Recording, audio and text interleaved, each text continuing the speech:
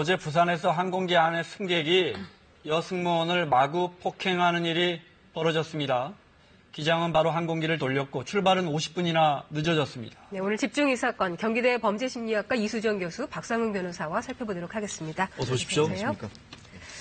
기내 난동을 부린 그 승객 지금 어떻게 됐나요? 일단 현행범으로 체포해가지고요. 공항경찰대에 넘겼습니다. 공항경찰대에서 영장을 청구할지 아니면 청구 안 할지 고민 중이라고 알고 있습니다. 네. 그렇군요.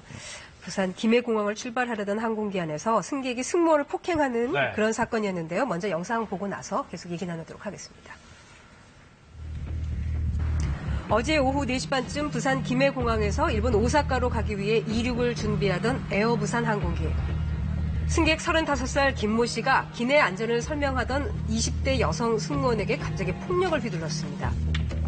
자리에서 일어나 주먹으로 승무원의 팔과 목을 여러 차례 때렸습니다. 해당 승객이 갑자기 일어나셔서 이제 승무원의 왼팔을 2번 정도 가격을 하시고 그리고 또 한 손으로 목을 조르셔서 주위에 있던 이제 승무원이 급하게 제지를 하고 보고를 받은 기장은 즉시 활주로에서 계류장으로 항공기를 되돌렸고 김 씨는 대기 중이던 경찰에 붙잡혔습니다. 해당 승객이 추가적으로 더 어떤 기내에서 난동을 피울 수 있는 여지가 있다고 판단을 했고요. 이 사건으로 승객 180여 명이 50분 뒤에 출발하는 피해를 입었습니다. 그러니까 구체적으로 폭행을 왜 행사했답니까? 이 남자가 이제 승무원에게 자기의 가방과 그 옷을 갖다가 선반에 올라달라고 부탁한 모양이에요. 그래서 승무원이 이걸 옷을 넣는 과정에 자기의 손등을 갖다가 긁었다는 겁니다. 그래가지고 하니까 이제 승무원이 사과를 했죠. 사과했음에도 불구하고 이 사람이 폭행을 했다는 겁니다. 네. 교수님 어떻게 보셨어요, 이 사건? 네, 근데 이제 일단 사과를 하고 그리고는 이제 자리에 앉았는데 다시 이 해당 승무원이 이륙 전에 안전 설명을 하기 위해서 이 이제 그 승객의 근처에서 서서 설명을 시작하는 그 통로에서 하지 않습니까? 그렇습니다. 네. 그러니까 그냥 일상적인 그런 설명이었는데 문제는 이 승객이 아까 손을 긁히고 그 이후에 사과가 제대로 전달을 못 받았다고 생각한 일종의 오해도 있었을 것 같고요. 네. 그리고는 상황이 이제 바로 자기 옆에서 뭐 무심하게 이제 일상적인 설명을 하는 부분에 대해서 굉장히 뭔가 이 분노한 듯한 이런 반응을 지금 보이고 있거든요. 갑자기 일어나서 팔을 2번 때리고 목을 조른 걸 보면 이게 지금 급속히 이루어진 일이라고 생각이 들어서 뭔가 심각하게 상황을 오해한 것 같다 이런 생각이 듭니다. 네. 예. 이 사람이 승무원이 좀 빈정거려가지고 화가 나서 때렸다. 이렇게 지금 경찰에서 얘기하고 그렇다고 승무원을 있습니다. 때립니까? 그렇죠. 그렇다고 폭행은 있을 수 없는 일인데 네. 어쨌든 보고를 받은 기장이 바로 항공기를 돌렸고 가해자인 김 씨는 이제 공항 경찰대에 체포가 됐는데요. 기장이 그 한 것이 램프 리턴이라고 해요. 이거 적절한 거죠? 네, 뭐 지금 상당히 기장으로서는 지속 가능성, 위험에 대한 지속 가능성을 염려했기 때문에 결국은 리턴을 한 것이라고 보이고요. 이런 상황에서는 이제 180명의 승객이 50분을 대기하는 상황이 벌어졌다고 합니다. 네, 그렇습니다. 그렇기 때문에 이제 그런 이제 이륙의 지연에 대한 뭐 손해배상을 청구할 수 있는 부분들이 있고요. 제가 한번 조사를 해봤는데 해당 구간의 운임의 한 20%에서 30% 정도 배상을 받을 수가 있는 것으로 그렇게 이제 보고가 되고 있습니다. 항공사가 그거를 배상을 해주는 일단은 그러겠군요. 네, 그럴 가능성이 높습니다. 그다음에 구상권 청구할 수도 있고. 그렇습니다. 보험회사가 있기 때문에. 예. 그 김 씨는 어떤 처벌을 받을까요? 기내에서 하는 이런 폭력은 더 큰 처벌 받지 않습니까? 그렇습니다. 항공기 내에서 폭행은 일반 폭행과는 달리 항공보안법상의 가중처벌됩니다. 10년 이하 가중처벌된다고 하고 있는데 그래서 이런 경우에는 이 사람에게 아마 중벌이 선고될 것 같습니다. 네. 선진국 보면 정말 처벌이 엄격하고 바로 이렇게 물론 미국은 총기가 허용되는 나라니까 더 그렇겠지만 항공기 내에서 승무원을 폭행할 기장을 폭행하는 경우에는 더더욱 하고요. 이거는 테러 행위라고 봅니다. 그래서 선진국 특히 그렇습니다. 그래서 이게 처벌 행위를 높이는데 우리나라는 좀 법원에서 형량이 좀 낮는 것 같습니다.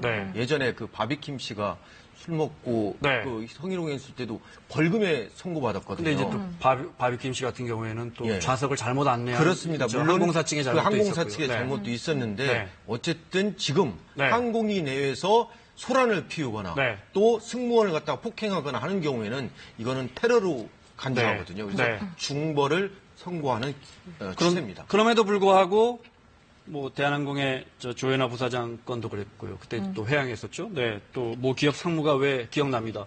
뜨거운 컵라면 승무원한테 그래서 던진 네, 적도 있어요. 부어가지고. 통계적으로도 자꾸 늘어납니다. 이런 기내 폭행 사건이. 네, 2012년도에 40건 정도였는데 2016년도에 443건으로 네. 5년 새에 거의 11배가 늘었습니다. 네. 그런 데는 아마도 이제 항공사가 일단 늘었기 때문에 전체 수가 일단 승객 수가 현저히 늘은 것으로 보이고요. 네. 그런데 승객이 한 50에서 60% 정도 늘어난 데 비해서 사고는 거의 10배가 넘게 늘었으니까 이거 확실히 사고가 늘었다 이렇게 볼 수가 있는데 네.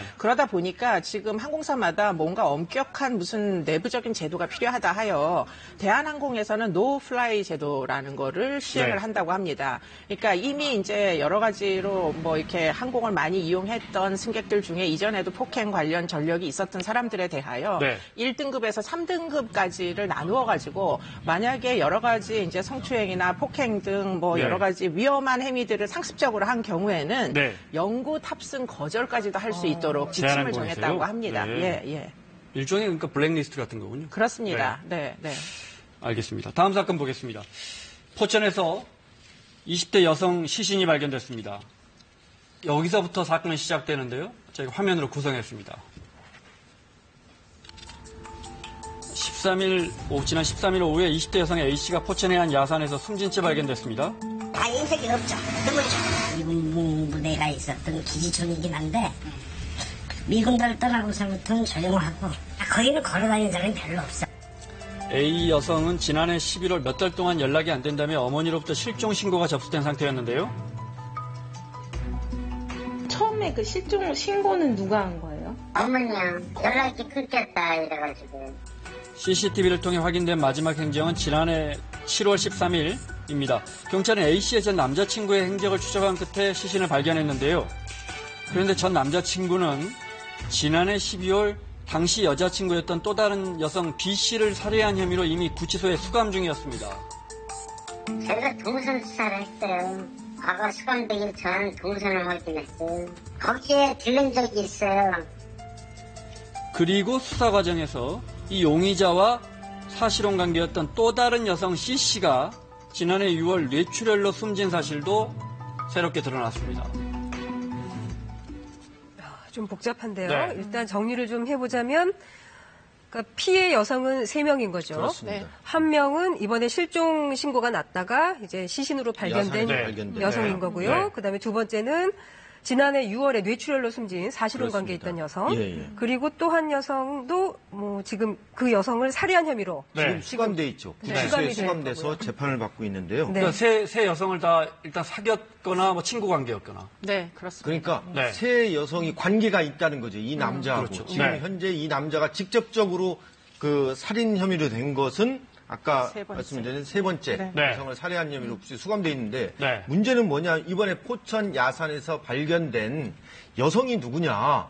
이제 추적을 해보니까 이 여성이 작년 11월 달에 이 어머니가 실종 신고했습니다. 네. 그런데 이 보니까 이 지금 구치소에 수감된 이 남자하고 남자가 노래방을 할 때 네. 노래방 도우미로 만났던 남자라는 겁니다. 네. 그런데 이 남자가 이 여자를 살해한 것으로 지금 추정을 하고서 지금 수사 중이라고 합니다. 네. 그런데 알고 보니까 그 남성은 또 다른 여성을 살해한 혐의로 이미 그렇습니다. 구속 기소돼 있고요. 그렇습니다. 예, 예. 네. 그리고 또 하나의 여성이 뇌출혈로 사망을 했는데 네. 이 사망의 원인도 이 남자하고 관련이 있는 것이 아닌가 네. 예, 그렇게 추적하고 있다는 겁니다. 네. 참 복잡한데요. 그 어머니가 실종 신고를 했다고 했잖아요. 네, 지난해 네, 11월에. 네, 네. 근데 그 당시에 경찰은 그냥 단순 가출 사건으로 봤다고 했다고 합니다. 그건 왜 그런 건가요? 뭐 상당히 이제 시간이 지연돼가지고 결국 시신이 발견될 때까지 지금 미궁에 빠졌던 사건인데요.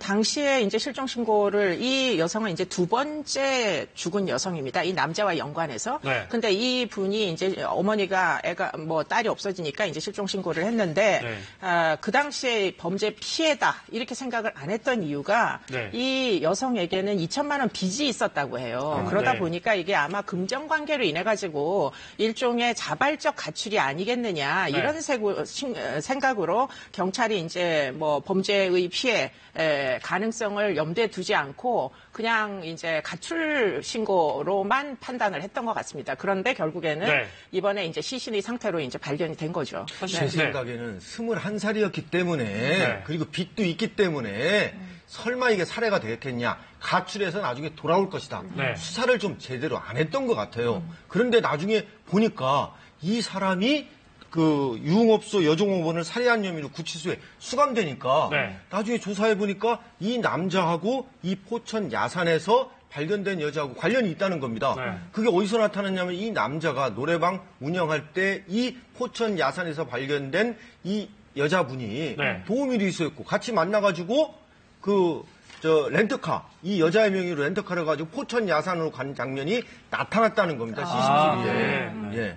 그래서 그 뒤늦게나마 네. 야 이게 관련성이 있구나 네. 그렇게 지금 생각했는데 지금 보니까 이 야산에서 이 렌터카가 GPS 장치를 통해서 알아보니까 네. 이 사람이 렌터카를 운전하고 갔다가 나중에 돌아와가지고 그걸 스팀 세차를 했다는 거예요. 네. 스팀 세차를 했다는 뜻은 뭐겠습니까? 증거를 인멸했겠구나 네. 이런 생각이 든 거죠. 보통의 경우 렌터카를 스팀 세차까지 해서 돌려주지는 않잖아요. 아주 그렇죠? 이례적이죠. 네. 예. 네. 결론적으로 아직 뭐 추정 단계지만 한 명은 확실하고요. 나머지 2명의 여성까지 3명을 모두 살해했을 가능성도 있다고 보는 거죠. 네, 지금 그럴 가능성이 점점 더 높아지고 있는데요. 네. 그러니까 2017년 6월에 뇌출혈로 병사한 동거녀가 있었고요. 그다음에 2017년 7월에 실종돼서 이번에 시신으로 발견된 2번째 여성이 있었고요. 네. 3번째 여성은 2017년 12월에 동거녀를 폭행 살해해가지고 현재는 구치소에 있는데 네. 이 나머지 2 여성의 죽음도 이 남성과 굉장히 밀접히 연관성이 있어서 네. 아마도 모두 살해된 거 아니냐 하는 의심이 현재 이제 조사가 되고 있는 것으로 알고 있습니다. 네. 지금 그 용의자로 의심받고 있는 남자의 경우 다른 2 여성과는 관련이 없다. 그 그렇습니다. 사망과는 관련이 없다. 지금 예. 주장하고 있는 거고요. 그래서 지금 경찰에서 조사 받으러 나오라 하니까 안 가겠다 이렇게 지금 거부하고 있거든요. 그래서 구치소 안에서요. 그렇습니다. 네. 그래서 체포영장 발부하다 가지고 조사를 하겠다는 건데 문제는 이게 증거입니다. 지금 포천 야산에서 발견된 그 시신을 부검을 해가지고 네. 거기에 이 남자의 흔적이 좀 나와야 이 사람을 살인죄로 기소할 수 있다고 생각합니다. 네, 알겠습니다. 다음 사건 보겠습니다. 굉장히 안타까운 사건입니다. 서울 영등포의 한 아파트에서 일가족 3명이 잇따라 투신했습니다. 화면 보겠습니다. 대학생 아들, 서울대를 입학한 신입생 아들이 3월 9일 날 투신했고, 나흘 뒤에 어머니와 여동생이 또 잇따라 투신했습니다. 이게 뭐라고 설명도 어렵습니다. 그렇습니다. 아들이 서울대에 입학했습니다. 그럼 네. 경사인데 아들이 서울대에 입학한 다음에 옥상에서 떨어져 투신을 했습니다. 그 후에 숨진 나흘 후에 그 어머니와 그 여동생이죠. 17살입니다. 또 옥상에서 투신해서 자살을 한 것으로 좀 추정이 됩니다. 네. 그런데 그 후에 이 아버지가 행방불명이 됐는데 나중에 보니까 이 아버지가 그 발견이 됐는데 이 아버지도 괴로운 나머지 아마 자살을 시도하려고 하려다가 발견된 것 같습니다. 지금 실어증에 걸려가지고 제대로 말도 못한다고 합니다. 그 충격이란 뭐 이루 말할 수 없겠죠. 네, 근데 이제 이 사람들이 당시에 지금 아파트가 19층에 살고 있었다고 하는데요. 네. 그 아파트가 오래된 아파트라서 수리 중이었다고 합니다. 그래가지고 지금 호텔에서 거주를 했던 것 같은데 네. 거기서 아마도 상당 부분 이제 그 주변의 진술에 따르면 아버지와 아들이 여러 가지로 갈등 관계에 놓여 있었다 이렇게 이야기들이 되고 있거든요. 네. 그래서 아마도 이제 무엇인가 말다툼이 있었고 아들이 우발적으로 아마 투신을 먼저 하게 됐는데 문제는 이 아들과 이제 엄마와 여동생이죠. 이 세 사람은 굉장히 심리적 연대감이 딱 붙어 있는 사람들이고 네. 이 아버지는 상당 부분 진술에 따르면 좀 가부장적이고 권위적이면서 이 아들하고 계속 충돌을 하는 이런 상황이었던 걸로 보입니다. 그러다 보니까 지금 아들이 이제 이런 안타까운 이제 죽음에 이르니까 이 엄마와 딸이 사무제를 지난 후에 4일 후에 아파트로 돌아가가지고 아파트에서 이제 투신을 또 해가지고 세 분이 모두 지금 사망한 그런 이제 상황입니다. 이 아들이 아마 이 가족의 희망이었던 것 같습니다. 그리고 이 아들은 아버지나 그 어머니, 딸, 그 여동생의 기대대로 서울대학에 들어갔어요. 근데 문제는 뭐냐면은 그 후에 아마 뭔가 아버지하고 갈등이 있었던 것 같아요.